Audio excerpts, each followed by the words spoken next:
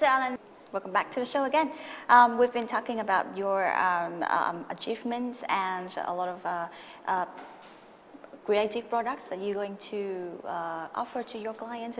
So we are in the era of 3.0 communication as well. And what is your specific strategies in order to fulfill your clients' demands, and what are the products you're going to give them? So we believe that Vietnam is in 2.0 world and is gradually evolving towards a 3.0. What is the difference? It's 2.0, it's very much about first steps into social influenced campaigns, which means that you would have a campaign that is indeed asking people's participation, user-generated content as part of that, for instance. It's about implementing tools such as Facebook, YouTube, ecosystem thinking, connecting all the right channels next to each other. It's also about looking at how we can have influencers. So influencer marketing is very important, and one of the key drivers for success today, I think, in Vietnam, KOLs are very important. But for this, still, just as a side note, I think it's very important still to have a very strong creative message and not just rely on KOLs. So that's 2.0 world. The 3.0 world, it's about looking at how we can really use data and how we can have peer-to-peer collaborative applications. Uber and so on are examples of that. How we can embed this and other technologies that I mentioned earlier into the core marketing and communication activities. Of course, many people know that you have done a lot of successful creative campaigns for a lot of famous clients, companies, and these activities or products are, I find, profoundly emotional. So is this one of your key, strategy that you're going to do, or what tools are you going to provide to your clients? It's a great question. Look, emotional communication can never be an objective. I think we have to look at always what is the problem and what solution can we provide. Again, creativity is essential there, but we try to look at insights, and an insight is just not enough anymore. You need to look at an insight that would perhaps provoke conversation, provoke debate, and when there is a bit of a polemic, well, people say yes, people say no, that's really powerful, and we want to help our clients and our brands to really feel comfortable more and more about this. And it's about also looking at these sort of tools to achieve more emotive or engaging communication. But we also have a tool at Happiness that we have launched recently, which is the Never Finished scale. And there we have 6 metrics to evaluate the strength of a creative idea. And it starts with a 1, where a 1 is damaging. So we are evaluating whether that idea is damaging for the brand. Number 2 is when an idea is invisible. And we believe that most of the work, unfortunately, in Vietnam is invisible. By this, we mean that brands are perhaps not leaving a strong enough message or a strong enough impact on the consumer. Therefore, they don't remember the brand and the message afterwards. Point 3 is being noticed. And this is where we are starting to get a bit more interesting when it comes to creative work. Point 4 is thought-provoking. And this is what I meant with debate or conversation triggering. It's about looking at an idea that will generate some sort of thought that will elaborate further with the consumer, and that hopefully the brand will be able to address.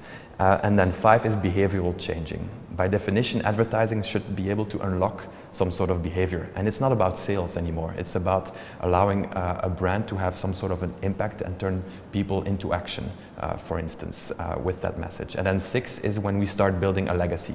When the work is so powerful that it's setting a legacy for the brand, which means it's creating history in a way, or it's basically setting a legacy for the entire category or industry. And this is, of course, what we are aiming for all our work. Impressive and very meaningful there, because we, especially in Vietnam as well, as a country and as a society, we need more kind of campaigns like that, to just change people's behavior. And of course, that is where you come from, because we need products that have the impact to our lives and can make some changes in our life. But that is where you come in, so that you can, bring us to understand more about that. And so in the future, you're going to do more of the campaign similarly to No Future no future project, or you going to you know, combine more of the digital or more of the technology into your products? I can see you have something there very nice. Yeah, there. this is a Snapchat spectacles. Yes, look, we have projects in the pipeline. For instance, we are looking at how music can help improve nutrition. And how we use technology to help achieve that with a partner, with a client. We are looking at how technology can improve networking, because we talked about talent offline as well. We believe that talent is very ambitious, has a lot of potential in Vietnam, but often they don't have the right tools in order to profile themselves on the first interview. So we want to help them to achieve this. For this, we also have a brand that we are working with. So those are two steps, and there we believe again in the power of technology combined with strong strategy and creativity. And we are prototyping, doing the research and development for that, launching it in the market, and then rolling this out into more important tools and products that the brand can then use as vehicles of communication. So this is one very important pillar. We are constantly pushing ourselves to really, together with our clients, find the best creative solutions. The right creative solutions. It's not about creativity for the sake of creativity, of course. And then we are also looking at how can we reinvent our business. We have to be adaptive to change. And what we have noticed is that brands are more and more looking for one-stop solutions when it comes to combining data, optimization together with creativity and connectivity.